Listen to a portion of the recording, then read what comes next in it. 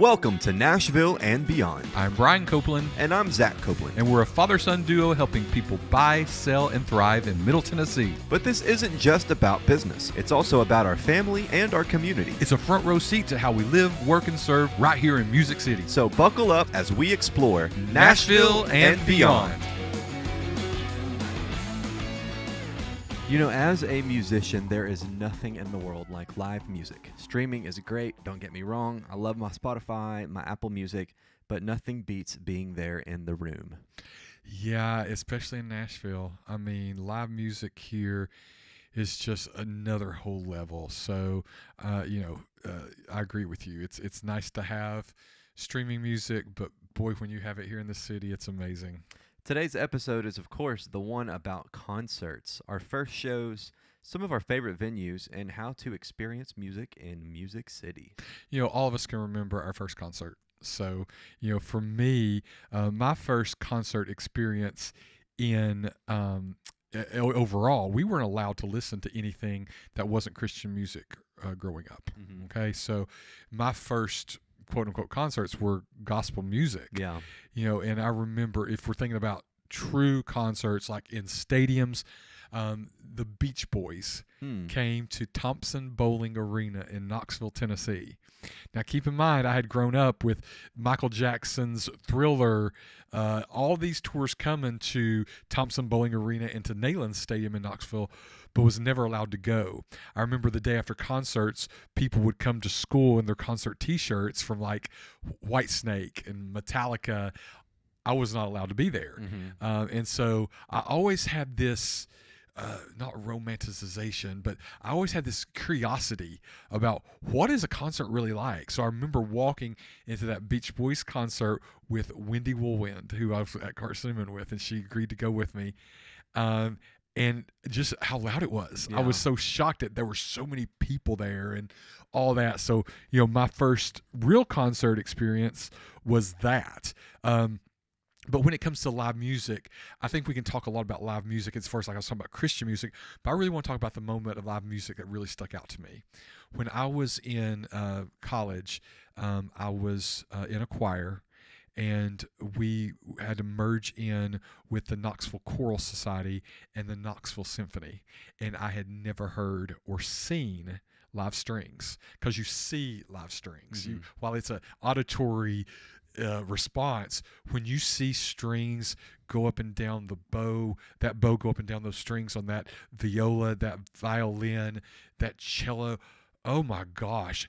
I remember just breaking into tears, going, oh. And I remember all the Disney music I'd listened to and seeing the clarinets make those noises, going, that's what makes that noise.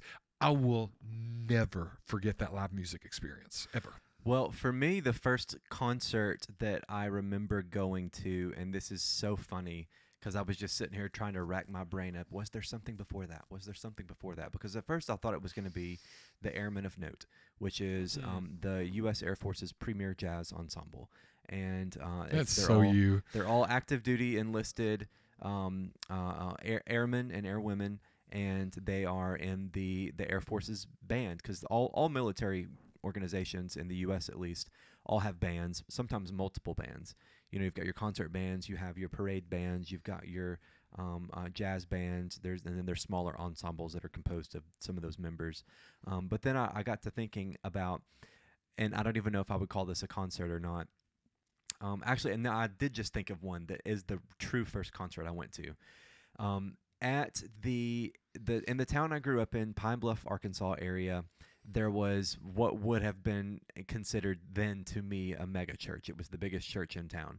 Probably sat 1,500 people. Wow. Which in that area was huge. Yeah. The very first concert that I ever heard was the Martins. Oh, wow.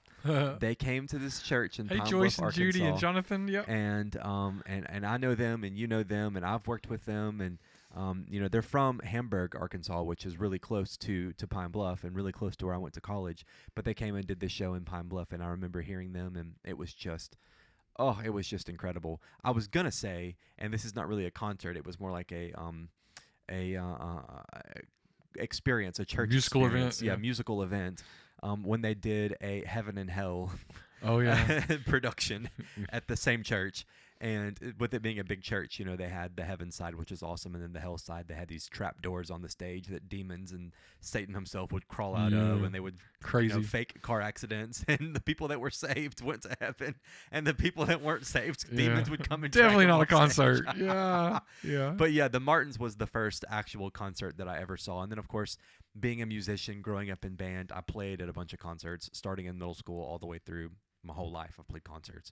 So that was the Martins, though, was my first concert experience. If we're going to count it Christian music in a church, mine was the Imperials. Oh, yeah. And it was at a church Yeah. over in Powell, Tennessee. Okay. My friend Wayne Hahn, who's a Christian music producer now, he lived in Powell, and we went over to see the Imperials at some church. I wish I remember what it was, but I remember it felt different because I'd only been to church worship services. I'd never been to something that was a special event like that. So yeah, that would be mine. So, yeah. The cool thing about the Martins was that it really helped me develop a early love for harmonies, deep harmonies, and great harmonies that are a cappella. And then, of course, the Airman of Note. I'm a huge jazz fan and had been listening to jazz records as a child, and then hearing live a great jazz band with incredible soloists. Just really, I mean, it made the hairs on the back of my head stand up even when I was a kid. Just to experience that live gave me such a passion for jazz music as well. So, then there's Nashville, where your first concert is just the beginning. So moving to Nashville does really kind of change your relationship with music, especially with live music. So what was your first Nashville concert? Mine is not fair, Zach. I will tell you, it's not fair. Okay. And everybody listening to this is going to like throw something at your listening device right now. My first Nashville concert was Prince. Wow. I know. It's Lucky. You know what my second one was? Madonna. Celine Dion. Oh, Celine Dion. So, and I didn't have tickets to either one of them. Friends of mine took me, and I wasn't a concert guy because keep in mind it just wasn't in my DNA. And back then, the idea of paying $40 to see someone, that was astronomical. Mm-hmm. And I remember a friend of mine had Prince tickets, and he's like, "Will you please go with me?" And I remember loving Prince, but it was more of earworm stuff for me. I loved hearing Purple Rain and When Doves Cry, all that stuff, but I'd never really thought about seeing those classics live. Mm-hmm. And I remember sitting down in Bridgestone Arena and Prince coming out with just his guitar and nothing else. Mm-hmm. And to this day, it's the best concert I've ever seen in my life. Wow. He made us, I felt like Even better than Toto? Yes. Okay. Yes. And I hate admitting that because Toto was so great. But Prince came out and made us feel like when we walked out of that arena, he was going to meet me on 4th Avenue, and we were going to go hang out at my condo, and he was going to eat chicken and dumplings with me. I mean, it was just so intimate and so kind. I was blown away by that concert. And then literally the next one was Celine Dion. Wow. And so I was really spoiled with my first Nashville experience, and then just realizing how accessible music is here and how there's just music everywhere. It was a big deal. Yeah. The very first concert that I saw in Nashville was the Nashville Symphony, and they did Mahler's Number 5, which is an incredible symphony. If you've not heard it, at the end of the symphony there is this glorious moments that it incorporates one of the largest orchestras that is written out. There's a pipe organ with it as well. It's just this powerful ending, and it's something I think they probably will do Mahler's Number 5 again. They did it 2 years ago, and it was incredible then to see it as well. But I love the Nashville Symphony, and so to be able to see them as my first Nashville concert was really cool, really special, because I got to go to Skirmerhorn, and I'd never been in a concert hall of and it's that a good one. caliber. And it's a good I one. mean, it's just incredible. The design is incredible. The architecture, interior is incredible. The acoustics are phenomenal. I mean, there's not a bad seat in the house there. So, do you remember your first pop concert here in Nashville? I mean, because everything you've mentioned's kind of been like, non-mainstream per se. Yeah. Do you remember? I don't, because I'm not really a big mainstream music listener. I mean, I like gospel music. I like classical music. I like jazz music. You're not gonna catch me listening to pop music. Yeah, I just don't know Really. if you've been to any or not. I Yeah, just I can't think of a pop artist that I've seen in Nashville. I mean, I've seen Barry Manilow in Nashville, okay. and I was in full drag for that, by the way. Oh, great. And I've seen, gosh, Earth, Wind, and Fire, Tower of Power, Toto, Jacob Collier 4 times in Nashville. But that's about as mainstream as it gets for me, Yeah. to be honest. Toto So, may be the most mainstream yeah, one you've seen. probably, Wow, probably. interesting. But the thing about Nashville is that it normalizes high level performances. Yeah. I mean, you've got a city, music city, Yeah. that is filled to the brim with the people who are playing on stage have spent lots of time in Nashville, know people in Nashville because their albums are recorded here in Nashville. They've got musicians that they've used for instruments that maybe they don't play, that they have hired out to play for them, that have been recorded, mixed, and mastered here in Nashville. You know, we've got there are over 250 music venues in the city, and they're all top of the line. So, yeah. Well, you know, in my previous life of mine, I spoke a lot. So I would be out in Coeur d'Alene, Idaho, or Atlanta, Georgia, or, you know, all over the place.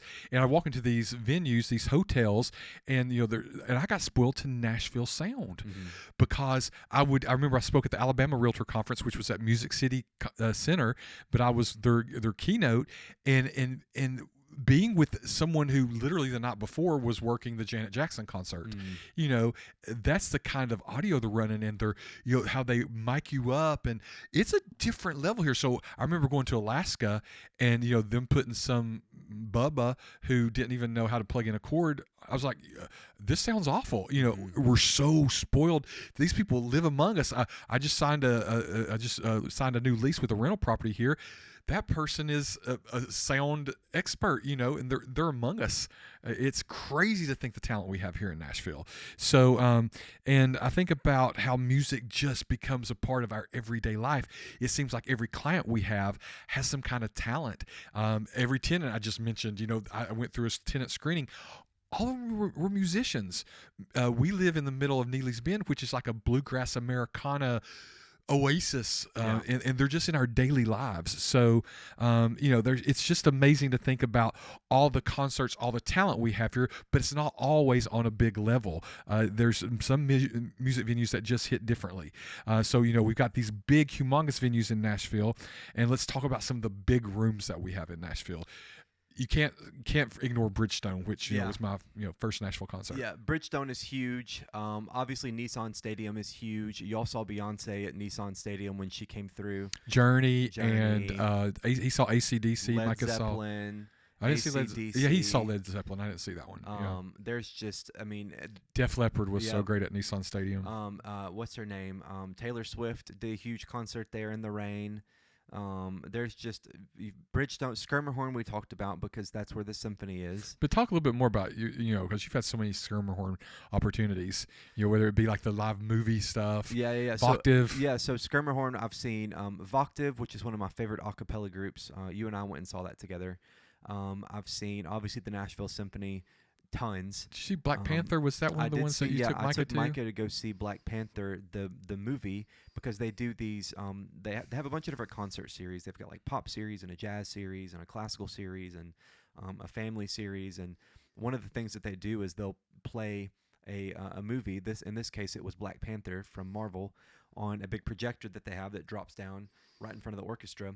And one of the guys, musicians who played some of the African drum sounds that you hear on the Black Panther, he came and did that show, and they flew him in, and he got to play it, and it was just so much fun to see that, and to watch that movie. You know, coming up soon, I'm taking Micah and one of his friends to go see Jazz at Lincoln Center, which is a New York group that's coming down to Nashville one of my favorite jazz ensembles in the world, and And that's at Skirmahorn? Yeah, that's at Skirmahorn. Okay. And they're all incredible musicians. So, well, I love talking about the way things used to be and the way they are now. So I've got to bring up two venues that used to be and what they are now. Starwood Amphitheater was, you can't be from Nashville and not remember Starwood Amphitheater if you're my age. Is down there in Antioch. They still post pictures of, the ruins of it now. yeah. And Starwood's kind of been replaced by two venues.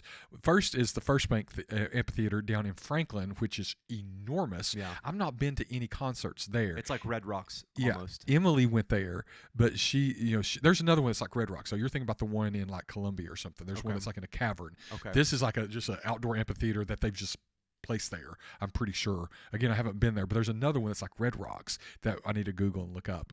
That one looks really cool. But Starwood was replaced by that one and Ascend Amphitheater.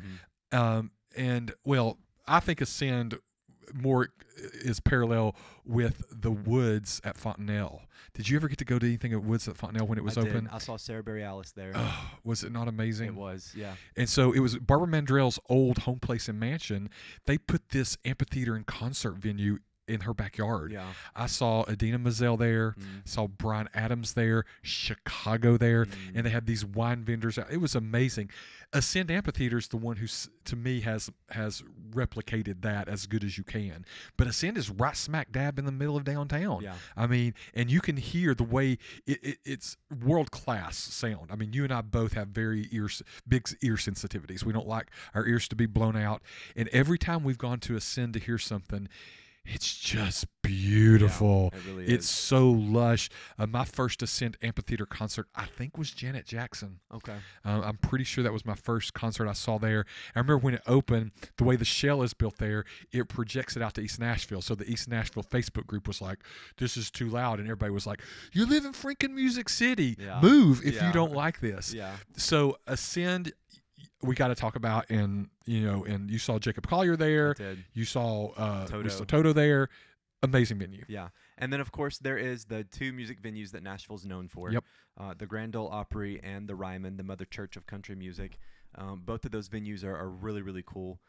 The Grand Ole Opry did flood in 2010. Right? Or no, it was the Ryman that flooded in 2010. Yes. Or both. Both did. Yeah. So they went through some pretty big renovations. The Circle, which is on the stage at the Grand Ole Opry, Okay. is where people get inducted into the Country Music Hall of Fame, and they'll go and do shows there at the Grand Ole Opry. It's there with Opry Mills, the mall, Opryland, Yeah. the theme park used to be there, but all that is owned by Gaylord, and they do a great job of putting on some shows there. And then the Ryman.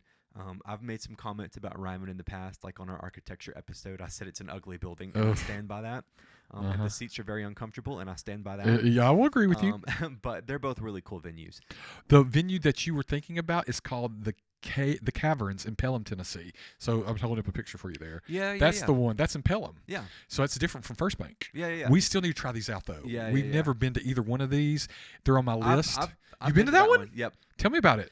So Daly and Vincent, which is a bluegrass group, I love did a show there. him. They're so and, sweet. Yeah, they're great guys. I got really close with them back in 2018, 2019, and spent a lot of time with them and their band members, and got to go and see one of their shows down there at the Caverns, and it was just phenomenal. Acoustics incredible. I'm a bit claustrophobic, so it wasn't the most comfortable concert experience for me, but beautiful beyond belief. Well, you mentioned Voctiv. They're going to be performing there this year. Oh, really? Yeah. So Interesting. that's on my calendar to kind of be looking at, because I'd love to do a concert there. So every single large venue we have in Nashville is known for their certain kind of shows. Yeah.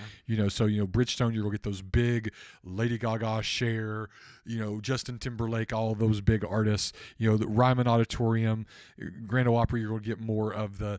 You get a lot of indie artists in those kind of places, but you can't forget that not every show is massive here. Yeah, some of the best shows do happen in the smaller rooms here. You've got places like Wild Horse Saloon, Exit Inn, The Listening Room, Harkin Hall, Bluebird Cafe. These are all some of the greatest venues in Nashville. The Bluebird Cafe, of course, if you've watched any episode of the show Nashville, then you've seen the Bluebird Cafe. Harkin Hall is really close by to us, and it's Yeah, a I've got to talk beautiful, about it. beautiful concert venue. Yeah, I will say Harkin Hall is my favorite new music venue in Nashville. That includes everything. This is world class. It started as a bluegrass roots place, and then this couple out of what I understand, West Nashville and Green Hills area, they actually finished the build on it. It's world class. They've got couches. Their whole balcony are these amazing velvet couches, and then you have this separate bar area that you can step into in your booth there. The courtyard always has food trucks there. Mm-hmm. There's tons of parking. The acoustics, the sound is just insane. And if you haven't gone to anything at Harkin Hall, my first concert there, I had never heard of the guy before. He was a tribute to some country artist who had passed away, and I just thought I'd go for a few minutes. Ended up staying the whole time. It was absolutely amazing. The sound is just amazing. So you got to check out Harkin Hall. Yeah, and the other ones that I mentioned, the Listening Room, Exit Inn, and Wild Horse Saloon, all three of those were places where I saw Jacob Collier. I was about to say, you took me to Wild Horse. Yeah, Today, so we went and saw him at the Wild Horse Saloon. That was a great show. They've got this huge LED projection wall, which is a big trend you're seeing in a lot of the newer venues.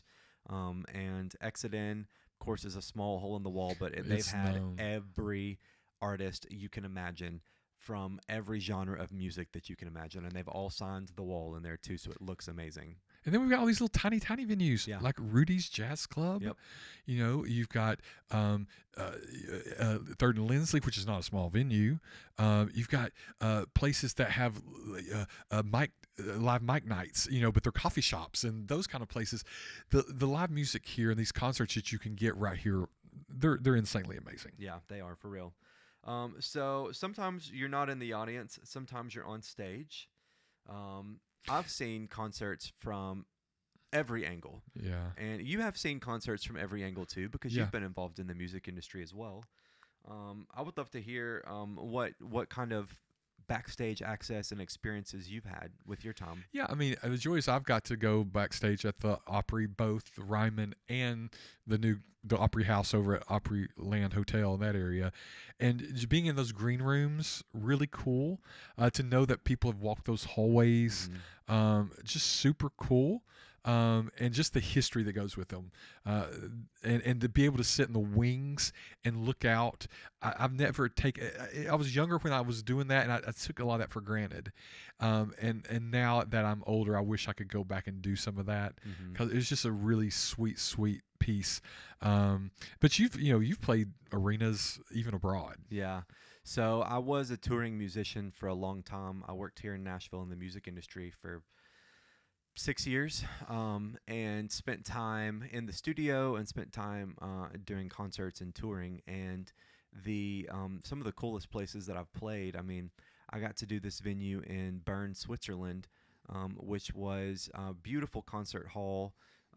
And there's actually a picture of me on my Instagram, I think it's still up, of I was taking a selfie of myself, and behind me on the Jumbotron is me taking a selfie, because it was this full production crew and camera crew, and they were testing out the cameras before then, and so they were getting this shot of me, and I just was taking a selfie because I happened to see myself on the Jumbotron behind me. And in this concert venue, we were there for couple weeks, and the first week was all rehearsals, and then we had a few days off, and then it was time for the show. Well, the first night of the show, we're backstage and we're getting ready, and we're having a good time, and then it's time for us to come on. And so we get out onto the stage, and what I thought was just a big curtained off wall behind the stage had been opened up, and there was these like floor to ceiling, like 25-foot tall windows across the whole back of the stage, and you could see the Alps in the background. Oh wow! And it was just incredible. I've played the Ryman. I've done the Grand Ole Opry. I've done huge Texas mega churches. I talked about mega churches earlier as that being my first concert experience. I'm talking like 20,000 person seating mega church, where you walk out and there are thousands and thousands and thousands of people. And there's nothing quite like being on stage in front of those crowd sizes. It's a really, really cool experience. So Well, and being a parent and sitting back and, you've done your thing and you continue to do your thing. And then I look at Micah getting to do some small venues.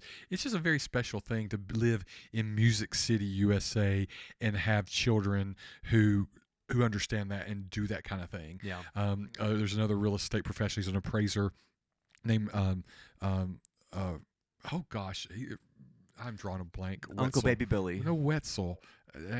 His son just did a show down in Nolensville. And as a parent, it's just so nice to see your kids thrive in Music City. And I think anyone who has a dream of coming to Nashville, if you have kids who have dreams of coming to Nashville, come watch them. Yeah. It's just a beautiful thing to be able to do. Yeah. So, and then of course there was you being on a cruise. Yeah, too. I was on cruise ships for a while as well. I got to travel all over the world. I think it's over 25 countries I've been to at this point. And the majority of that was from my time working on cruise ships from, South America to over in the Mediterranean, up in the Baltic. I've been to Russia, Finland, Sweden, Croatia, Greece, Turkey, all of the basically, if it touches the ocean, I've been to it, especially in Europe. And, I got to do a lot of concerts on cruise ships with guest artists that would come in of all talent levels. Some were quote unquote talent levels. Yeah. Some were amazing, great entertainers. Others, I dreaded doing the show because I was just embarrassed to be up there with them. But speaking of embarrassing shows on cruise ships. Well, before you do that, were we the first one to take you on a cruise after you didn't work on a cruise, or did you go on one between? No, I had never been as a passenger. So in 2024 was your first time Yep, when we went that was out? my first one. Now, is that the bad show we're talking Yes, about? Yes. Oh, gosh. Yes. So I've been on hundreds of cruises in my life, but I had never been a passenger on a cruise. Now, the caveat here is that when you're an entertainer on a cruise ship and you're working, you may as well be a passenger. You're the top of the food chain. You're at the very top of the food chain. You have access to all the restaurants. You can go swimming in your swim trunks, shirtless on the deck with all the passengers, and there's no big deal. Whereas if you're, working in the engine room or making food or you're a housekeeper, you don't get any of those privileges. So it wasn't that I had never experienced PAX life. It was just I had never been a true passenger on a ship. So we went on our first family cruise together in 2024 with all of us. Y'all had done it before a few times, but we went to, I forget the name of the ship, but we went with Molly and Kyle and Kale and Hudson and Hawk. And Hawk. We went with them, and it was a great time. And there was this show on the ship. So bad. And I still have the video saved on my phone. Because if I ever need a laugh, I'll just go back and watch it. We had talked about on last week's episode the world's worst church show. This was the world's worst cruise ship performance. It was. It was a collection of mediocre at best singers, pretty good dancers, but mediocre singers. And they were doing basically this kind of like tribute to international music. But all of them were white. And a guy got up and did this Latin-inspired song. I forget what the name of the song was, but his section of the song ended with him clapping, and it was supposed to be a fast clap to keep up with the beat of the music. But he couldn't keep up with the beat of the music because it was so fast. And then he stopped and did this dramatic, elaborate, he thrusted his arms ta-da down, kind of thing. Ta-da. And there was dead Crickets. silence in the theater. Dead silence. People had no idea what had just happened. And there was maybe 3 seconds went by, and then you heard one, woo! And then it went on to the next song, and he was just awkwardly walking around. It was awful. It was so bad. It was awful. Yeah. But cruise entertainment culture is so strange, because it's like they have their own groupies, and people, these cruise passengers like idolize them. And I always say, like, even in gospel music, there's people who think more greatly of themselves than they should. And we don't know any of those. No, and it's like, and I have to remind people, it's like, keep in mind, outside of this area, no one knows who you are. So stop that. I was on a photo shoot the other day, and they were acting all diva. It's like nobody knows who you are. Yeah. So why are you acting like this? The same way on a cruise ship. It's like you've got these people who, and in Nashville you get some of that culture too, where someone has played a honky tonk, or they've done some kind of they've worked merchandise for someone, and they're like, yeah, I'll work in the industry. It's like, no, you volunteered to work security, or you were an extra in Nashville 911. That's not in the industry. So we get a whole lot of that here. So that cruise entertainment culture is just funny to me. So anyway, let's make this useful to people coming to Nashville, and let's start talking a little bit about how if you're coming to Music City, what do you need to know, the basics. So I used to do a thing that did a crowd count on the weekends in Nashville. It's very important that if you're coming to Nashville, if you don't live here and you're going to go a concert, there's some big event going here, that the costs will be expensive. Mm-hmm. Our hotels, you always see on the back of hotel doors at maximum charge. You're like, no one would ever charge that. They can.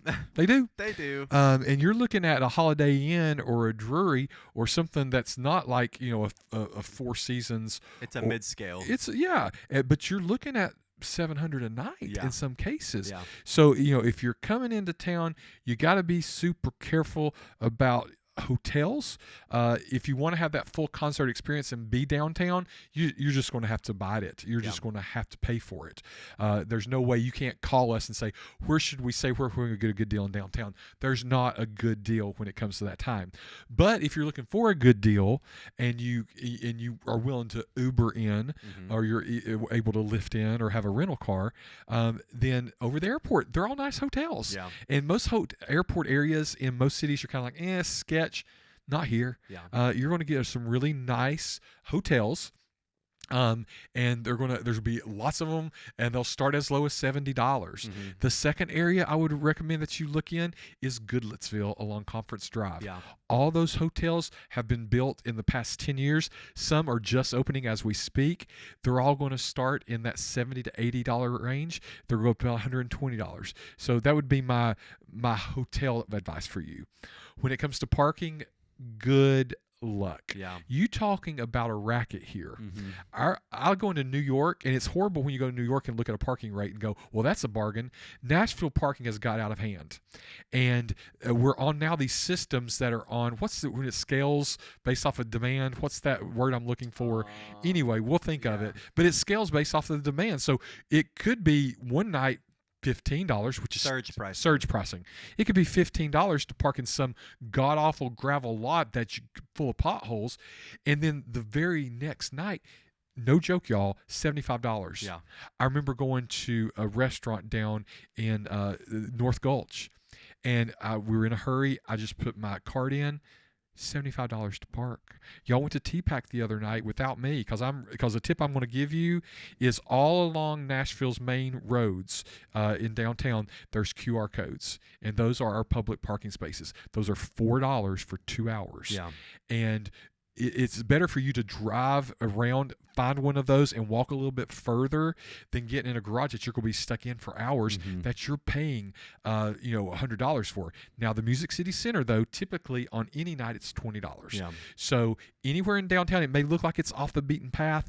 Truly, the Music City Center, it's well lit. It's very centrally located. I would encourage you to park there. Yeah, and we had talked on the infrastructure episode a couple weeks ago about the issues with parking and Metropolis in particular, but we won't go back onto that. When it comes to dining before or after a concert, my recommendation is that you go eat before the show. Yep. Because you'll have an easier time making a reservation, and if you can't make a reservation, there's plenty of spots that are open nearby almost every concert venue. Obviously, there's food that you can get at most of the concert venues too, but you're going to pay an arm and a leg for it. I do not recommend waiting until after a show to go eat, because you're going to be competing with the 10,000 other people who are leaving that concert venue who also want to go eat at the same time that you do. And it's not just those people, but it's every other concert venue that's letting out at the same time, plus all the bars that are starting to pick up that late at night. You're going to have a hard time finding something decent to eat that is not, street food, which, don't get me wrong, there's some good street food out there, but yeah, I definitely recommend going and eating before your show. Well, we went to Bricktops the other night downtown before a show, and the food wasn't as good as the Brick Tops on West End. It was more expensive. The menu wasn't the same. If you're going to eat in downtown, there's the Southern is good down there, which is close. It's right in the middle of all the Sand Amphitheater, Bridgestone Arena. It's right in that zone. The Diner right across the street from them. Diner is open late, so a lot of people go to Diner. And then, of course, you've got the stereotypical places. But I like going into Fifth and Broadway. Yeah. Fifth and Broadway is right across from Bridgestone Arena, right across from the Country Music Hall of Fame, which has concerts also. And then again, within walking distance to Sand Amphitheater and the Ryman. The Ryman is literally almost attached to Fifth and Broadway. Yeah. So, in T-Pack. Yep. So, if you have a bunch of people come with you, or if you're a family of 5 and you can't agree, go to Fifth and Broadway. You can get hot chicken. You can get pharmacy burger. You can get a poke bowl. You can get all those. Did I say that right? Poke bowl? Yeah, you said it right. Because you would laugh really hard if I didn't. Yeah. It's a big food court. Yeah. And I think that, that's one of the best decisions you can make for downtown eating. Yeah, and there's not just regular chain restaurants. There's also like Nashville specific food places in Fifth and Broadway. Prince's Chicken's or there. Bolton's, yeah. You've also got there's a Jenny's ice cream down at the bottom. Which you love some Jenny's ice cream. Is Slim and Huskies, did they close downtown? Let me look here real quick. I don't know. I don't want to say, but we love us some Slim and issues Huskies lately. But then, if you're going into downtown to a concert, sometimes it's best to park near those other restaurants in the neighborhoods and Uber in. Yeah. Because if you are going to have to park downtown, you're looking at $50 to park as opposed to an Uber. Now you got to be careful with our surge pricing here, because an Uber out of the downtown area on a concert night costs you on surge pricing $70. Yeah. So you got to be careful, but if you do it right, you can certainly save some money. Go eat in Germantown, go eat in East Nashville, go eat off of West End, Belmont area, and then Uber into the city. And wherever you do decide to park, make sure you read the signage. Yep. Very, very clearly. We are not responsible for anybody parking somewhere because they listened to it on the podcast and we told them they could park somewhere and then you end up not being able to park there. Read the signage, because they love to tow here in Nashville. Yep. They will tow you, and there's 400 different towing companies, and it'll be a week before you figure out where your vehicle landed, and by that point, you've been charged for 7 days of storage at a tow facility. So. Yeah, a lot of people call us and say, so where can we get a non-tourist experience downtown? There's not. It's not. Unfortunately, not anymore. There's not. I can't really think of a restaurant that's say, Pancake Pantry's now down there, but they close at 2:00. Yeah. Kitchen Notes in the Omni is really good. Yeah. We like going there just to eat because it's quality food, but everything's going to be tourism based. Yep. You're really not going to get that. And a lot of the hotels down there, they've got great restaurants in the hotels. Yeah. So the 21C Hotel, which is the art restaurant. Art Museum Hotel. Their restaurant in there is so good. Yeah. So do all those things. Worst case scenario, go to Cookout on West End. Yeah. They've got food for everybody, and it's quick and it's easy. And you love you some Cookout. Yeah, I do love Cookout. They've got everything. They have walking tacos. They've got burgers, barbecue sandwiches, chicken sandwiches, chicken wraps, nuggets, salads, shakes. They have amazing shakes. They've got like 100 different flavors of shakes. So check them out for sure. Okay, last stop. We're going to do the concert edition of Nashville Rathers. So, Pop, would you rather see an arena show or go to a small venue? I like my big artists, so I'm going to go to an arena show just because I want to see, I saw Katy Perry most recently at Bridgestone Arena. I just love that atmosphere. I like taking my loop earphones. I got to have my ear protection, but give me the big one. How about you? Yeah, I would definitely like, it depends on the artist. I think there's a lot of production value that goes into seeing a concert in an arena. With all the dancers and the lights and the stage and the pyrotechnics and the smoke and all that kind of stuff I love. And if it's a more intimate artist, I would probably do a small venue. So do you want to be seated the whole time or have the option to sit down, or do you want to be standing up and dancing the whole time? It really depends. I will not go to a concert where there is not a place to sit. I have to have a place to sit. Okay. But I will get up from time to time and dance. Like when we went and saw Toto, we had seats, but I was standing the whole show. Yeah. Dancing. So, and you? I want to be able to sit down. Yeah. I'm geriatric anymore. I want my butt to sit down. Bag of bones. Bag of bones, exactly. Would you rather see a show on the weekend or a show on a weeknight? Gosh, I recently went. We didn't talk about this venue at all. The new Pinnacle venue. Yeah. I went to a weeknight show at Pinnacle by myself, and I had a blast. Yeah.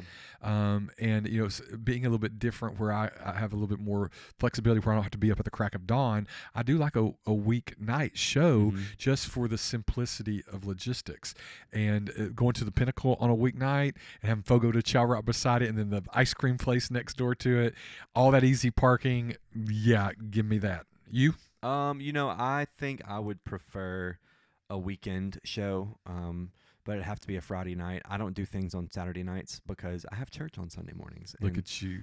We talked about dating last week, and I didn't even mention this, but that's been a problem in the past as well. Is people want to go out on Saturday nights because they're not going to church on Sundays, and they got all the energy in the world and the time, and they want to stay up till 2-3 in the morning, and yeah, that's not for me. So a weekday show, but a weeknight if it's going to be a Friday night. So, how about outdoor venue or indoor venue? Indoor.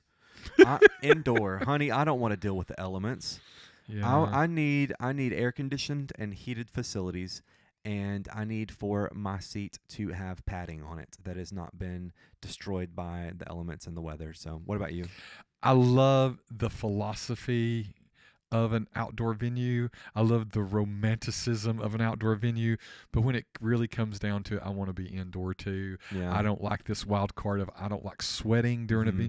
We burned our butts up at Toto. I thought I was going to die. It was so hot that night. Yeah, it was pretty warm. And so I like, and then Beyonce burned up at that. Taylor Swift, all so hot. No. Well, the new Nissan Stadium that they're building, the new Titan Stadium, can't wait. It is going to feel like an outdoor experience, but it is a fully enclosed arena. Yes. And they've got this. They're the first arena to use this material that they're using on the surface for the roof, but it's this opaque.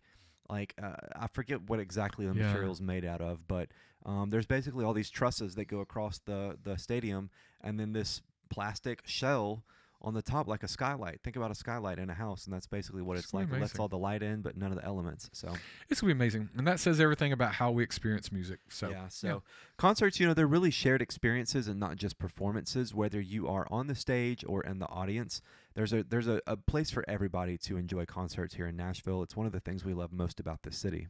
I'm very proud of being from Nashville. Yeah, it's one of those things like when we go abroad or when we go to other cities or other states, and you say you're from Nashville, everyone knows where Nashville is. Yep. And they have a story about the music and the concerts they saw here. And that feels good. My friend Tommy Choi, who's in Chicago, he always wants an excuse to come here to a concert. And it just feels good to be from that kind of city. I absolutely love it. So if you're on your way to Nashville or if you're coming soon for a show or for any reason, you picked a great city. We're happy to have you. Welcome. And thank you for listening to Nashville and Beyond. Have a great week. Bye now.